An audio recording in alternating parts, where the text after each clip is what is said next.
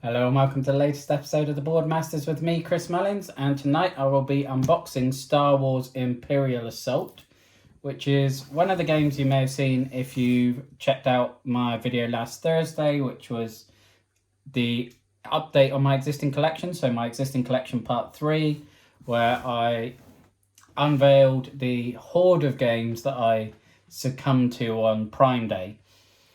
And you may be surprised as to why, if you've watched that video, you may be surprised why I'm choosing to open this one first, because there was a number in that video, Lord of the Rings Journeys in Middle-earth that being one of them, that have featured in the channel in terms of my various wish lists of games that I'd wanted prior to Prime Day. And maybe you would expect those to be featured on the channel first, but when it came to it, I decided I wanted to show this one off, and largely because it's the one I bought that I know least about, to be honest.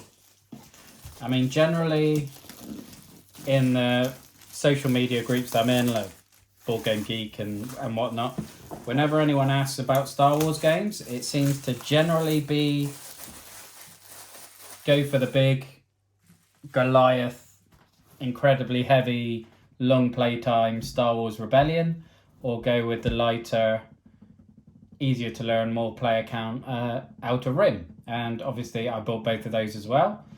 But Star Wars Imperial Assault never seems to be one that comes up in those conversations, or certainly not the ones I've seen. And yet it seems to be very well ranked on BGG. It's in the top 100. It's on the top 100 poster that Stace bought me. And yet it never seems to come up, so it intrigued me. I want to have a look. And obviously this highlights the 3 different player modes. So you've got the campaign mode for 2 to 5 players, which is where one player plays as the Empire, and then the other 1 to 4 players team up to play as the Rebels.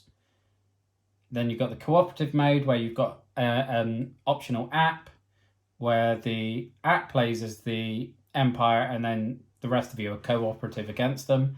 And as far as I've been told, those 2 campaigns are both different, so that adds plenty of replayability there. And there's also a 2-player skirmish mode and an awful lot of expansions.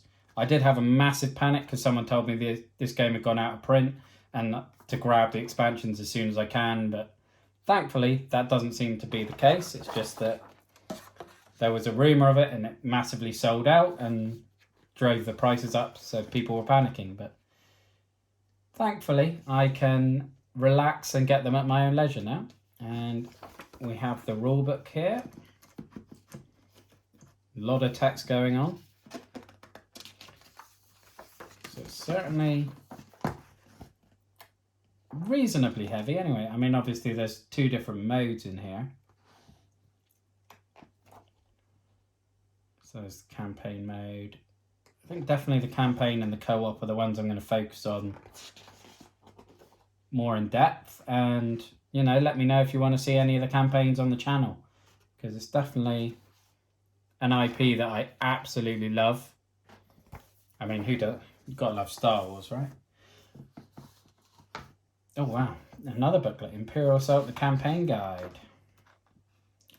Okay, some nice flavor text there, which I'll save for when I do, or if I do. Okay, so if you played, I guess, well, I've seen Gloomhaven, so it definitely brings back memories of Jaws of the Lion, which I've started playing with Chris and will be featured on the channel very soon.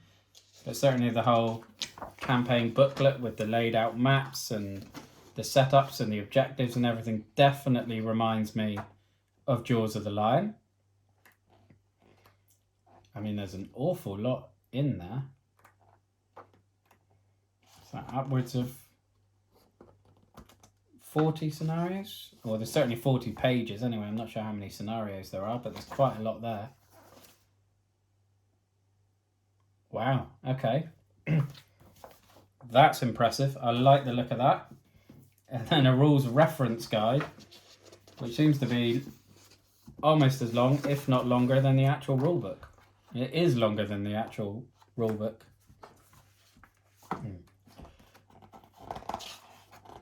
Okay.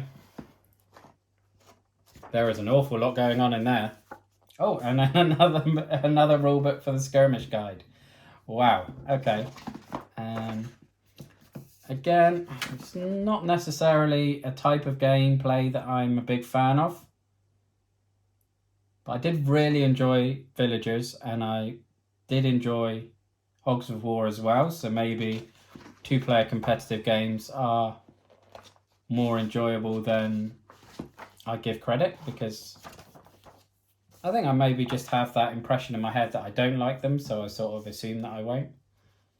It's probably the one area I need to be a bit more open-minded with. And then we have these map tiles.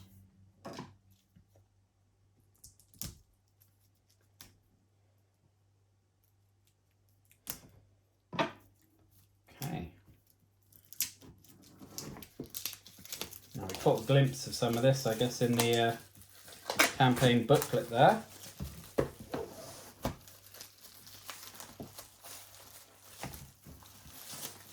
There we go. I certainly like the look of the artwork on these. Oh, double-sided, nice. So I wonder if, you know, if we're actually going to Endor and Tatooine, do we play through the events of the movies? Are these just coincidentally looking quite similar? I mean, that's got to be the Imperial prisons on like the Death Star, or oh yeah, with the garbage chute as well. So definitely looks like we'll be, if not on the Death Star, on an Imperial cruiser or something. And yeah, looks like more from Endor. And I'm assuming that'll be Tatooine. There's plenty of desert worlds, but again, the artwork looks really cool there. And yeah, lots of variability. Have we got anything? Han Solo, Luke Skywalker, Chewie. Nice. Is that Cade, the assassin? It looks like Cade from the Clone Wars, but I'm not used to seeing him without his hat. Much smaller connecting pieces.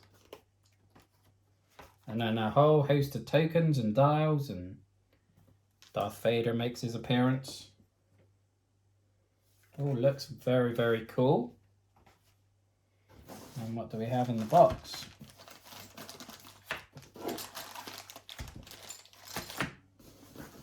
Anything under the insert? Oh, there is some cool artwork on the insert. I think it mirrors the box. But that is where they've hidden the minis. And you know I love minis. So what have we got in here? Oh, minis to be assembled. Is that an ATST? Nice. Okay, so they just slot together. That's quite cool. Always nervous about anything creative, because I generally don't have any artistic ability whatsoever. And the prospect of Kingdom Death arriving in the future at some point and needing to be assembled absolutely terrifies me. So when I did get a glimpse there of this being in bits, I was starting to panic, but it doesn't look too bad for this one in particular anyway. Don't go on the roof. Just not sure where that cannon fits in. Oh well, I'll leave that for a minute.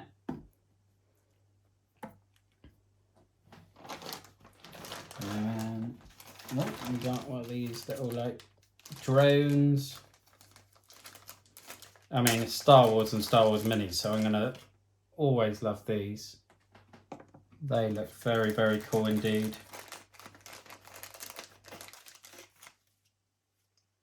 And a good amount of detail on them as well. I'm a fan of those. So let's get into the characters.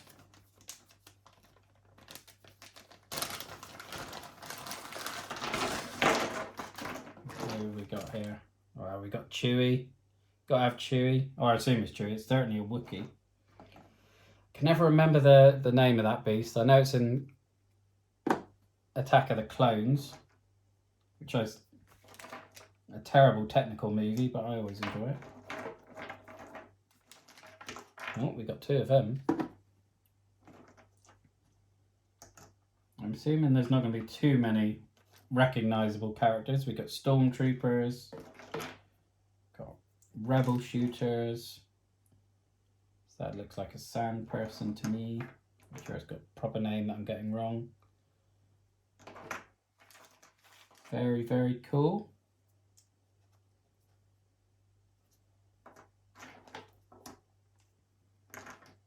And these sort of lizard reptile guys from the Clone Wars that I can't remember their names. Oh, I'm going to get so much stick. My Star Wars cred is dropping by the second. They look awesome. I'm going to get some close-ups of those. Oh, we do have Darth and Luke. Okay, I wasn't sure. Part of me thought they were an expansion then for a second. Let's have a quick look at these. Must be very early in the trilogy, given that Luke is relying on a blaster rather than his, obviously, lightsaber. Although that lightsaber is very, very long for Darth Vader. But very cool. Lots of different die. Keep things interesting. Some cool player cards. Okay, so it was Garkin the Wookiee, not Chewbacca.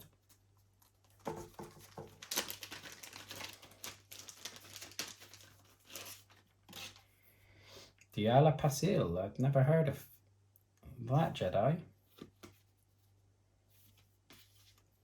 Genoden and Cygnus. Okay, interesting. Be nice. Again, not familiar with those characters, but that just makes it even more interesting for me to dive a bit deeper into the lore of the game. And now we've got some cool cards and everything there, so I'll show those off with some B-roll, but that's basically everything for Star Wars Imperial Assault. So I am even keener to get into this game now than I was, because again, like I said, it was a bit of a punt, and I bought it because it was on sale and it was Star Wars, and I know it's in the BGG top 100, so why not? But now I've had a look at it, I really want to get this to the table as soon as I possibly can. So I hope you get to join me for that. And let me know down below if this is a game you do want to see on the channel. So I'm going to leave it there, but thank you very much for watching. Look after yourself, stay safe, and have a good one. Thank you. Bye-bye now.